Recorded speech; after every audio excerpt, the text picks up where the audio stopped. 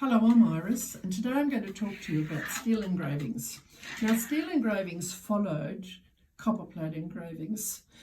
As I've already discussed, copperplate engravings could only be made, about 100 prints only could be made from a copperplate engraving because the copper is so soft you just couldn't make any more prints from it that were clear. So people moved on to steel engravings. Now, steel, as you would all know, is very much harder than copper. And so they were able, with the demand for literacy in the mid-1800s through to the early 1900s, the demand for literacy was far, far greater than it had been in any other period of time. And there'd been many, many more voyages and people knew more, and so people wanted more.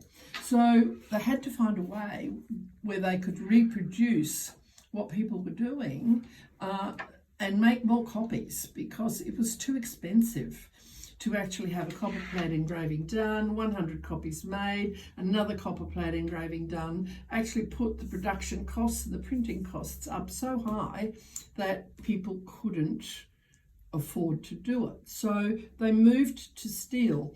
Now, with steel, there was a lot of advantages other than the fact that they could print so many more copies.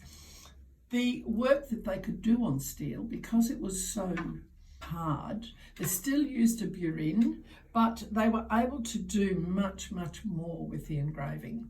And if you see on this particular print, if you can see up around the castle and the hills, if you can see what's on those hills and around this boat, the stones and everything around this boat, the clearness on the water, all of these things could be achieved with a steel engraving that couldn't be achieved with copperplate because copper was so soft, whereas steel is very hard.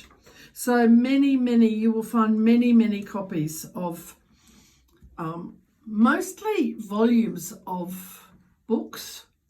They were able to reproduce much more, many more. And so engravings that you see that are done in steel are usually of buildings or playing fields or something like that.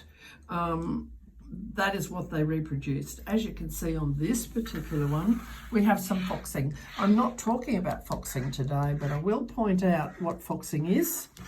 It's the brownish marks that come on prints over a long period of time. Next thing I will talk about is lithography, which many of you know something about.